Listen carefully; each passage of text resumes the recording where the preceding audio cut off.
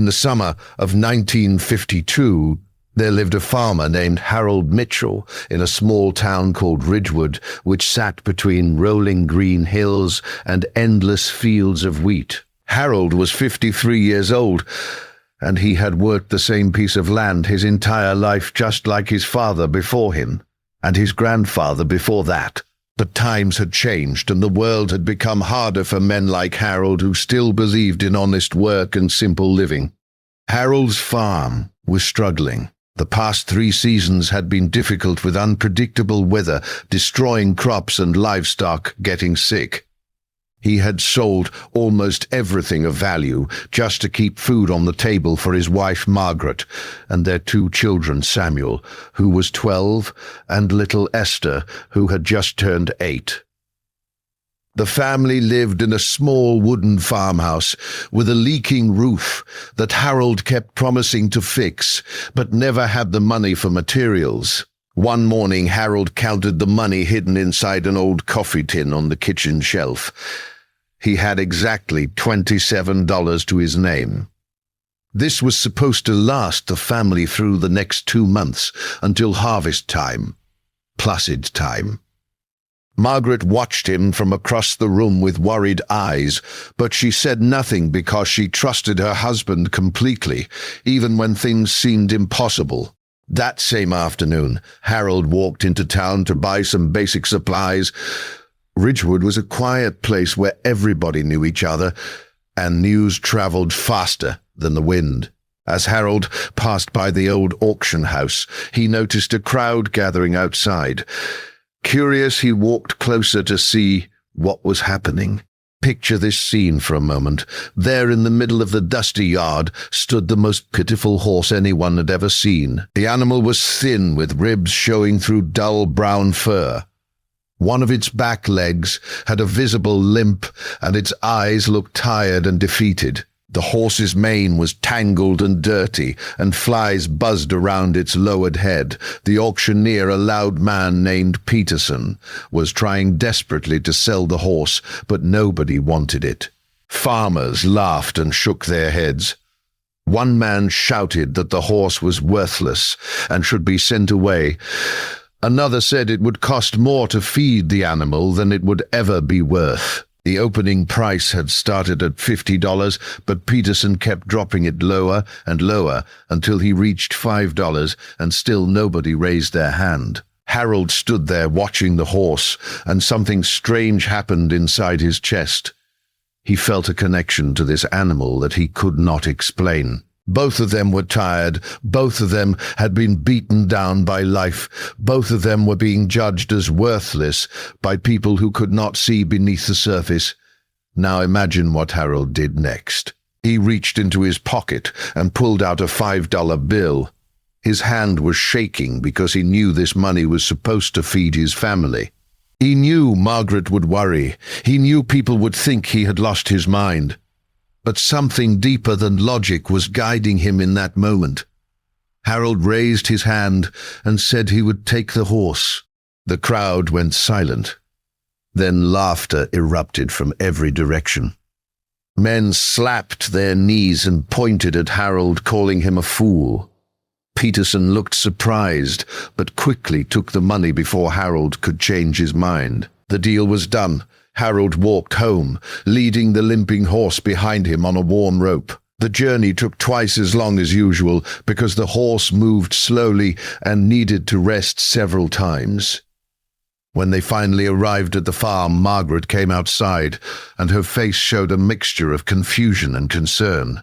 Harold explained what had happened and why he felt compelled to buy this broken animal.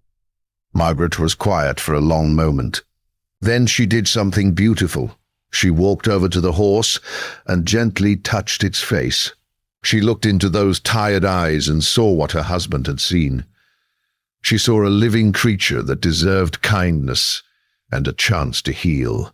They named the horse Solomon because Margaret said he had wise old eyes that seemed to hold secrets from another time. The first few weeks were incredibly difficult. Solomon could barely walk. He ate very little and spent most of his time lying down in the small barn behind the house. Young Samuel helped his father clean the horse and apply medicine to the wounds on its legs. Little Esther would sit beside Solomon for hours, reading her school books out loud because she believed the horse enjoyed listening to stories. Harold spent money he did not have on grain and medicine. Neighbors whispered that he had finally cracked under the pressure of poverty. Some even came to the farm offering to take Solomon away and put him out of his misery, but Harold refused every single time. He told them that every life has value and that giving up on someone simply because they are broken is never the right choice. Think about what this says about character. Think about what this teaches us about faith and patience and love. Slowly, something miraculous began to happen. Solomon started eating more. The wounds on his legs began to heal. The limp became less severe with each passing week. By the end of the 3rd month, Solomon was standing tall in the pasture, with a shine returning to his coat and a spark returning to his eyes. But here is where the story takes an unexpected turn. One autumn morning, a fancy automobile pulled up to Harold's farm. Out stepped a well-dressed man wearing an expensive suit and carrying a leather briefcase. He introduced himself as William Hartley and said he had been searching for this horse for nearly 2 years. Harold was confused. Why would a wealthy man be looking for a broken-down horse that nobody wanted? William explained that Solomon was not just any horse. This animal had once belonged to his father, Robert Hartley, who was a champion horse breeder known throughout the state. Solomon had been Robert's prized possession and best friend. 3 years ago, Robert became very ill, and his dishonest business partner stole everything, including Solomon.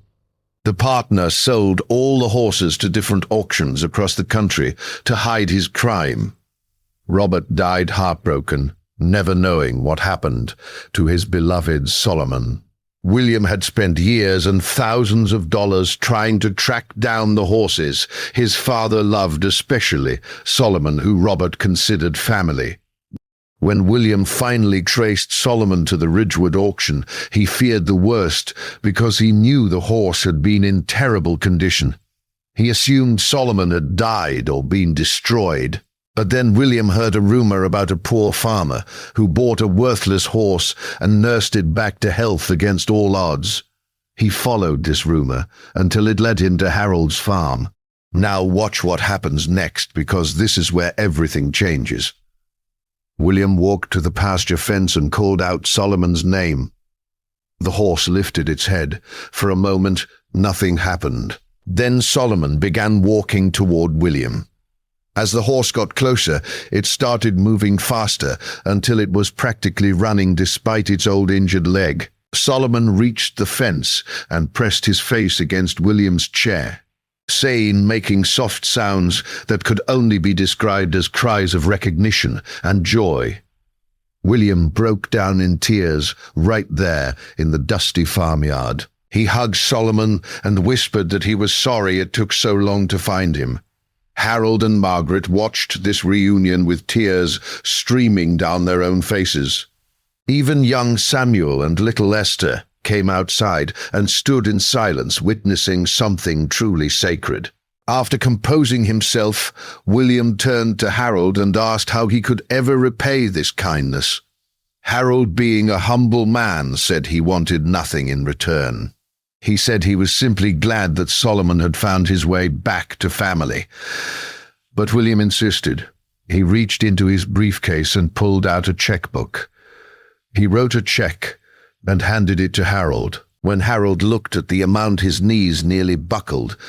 The check was for $15,000. This was more money than Harold had ever seen in his entire life. This was enough to fix the roof and buy new equipment and ensure his family would never go hungry again. Harold tried to refuse, but William would not hear of it. He said that Harold had given Solomon something that money could never buy. He had given dignity and compassion and hope to a creature that the world had abandoned.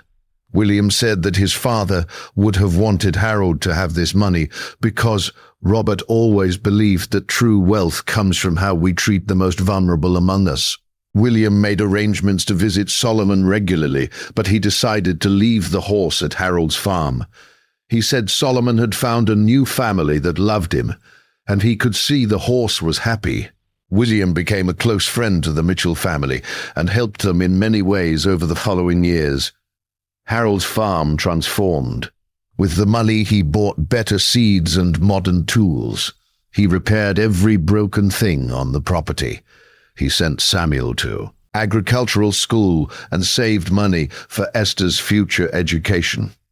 Margaret finally got the new stove she had needed for years. The family prospered not because they got lucky, but because they received the reward for their kindness and faith. But here is the most important part of this entire story. Harold never changed who he was, despite the money. He remained humble and generous. When other farmers struggled, he helped them without expecting anything in return. He taught his children that wealth means nothing if it makes you forget where you came from. He visited Solomon every single day until the horse peacefully passed away at the remarkable age of 31. At Solomon's burial, the whole town came to pay respects to a horse that everyone had once called worthless. Harold stood before the gathering and spoke about what Solomon had taught him. He said that broken things are not garbage to be thrown away. He said that worth is not determined by appearance or condition or what others think. He said that sometimes the greatest treasures come disguised as burdens, and the greatest blessings arrive looking like problems. The people of Ridgewood remembered those words for generations. They told the story of Harold and Solomon to their children and grandchildren. It became a legend in that small town between the rolling hills and endless wheat fields. And whenever someone was about to give up on something, or someone that seemed hopeless, the old folks would shake their heads and say, "Remember what Harold Mitchell did. Remember the horse no one wanted. Remember the $5 changed everything because it was spent with love." Some say that is just a story, but others believe that the spirit of Solomon still runs through those green hills on summer nights, reminding us all that second chances are real, and that compassion is the most powerful force in the universe. Old Mitchell lived to be 94 years old.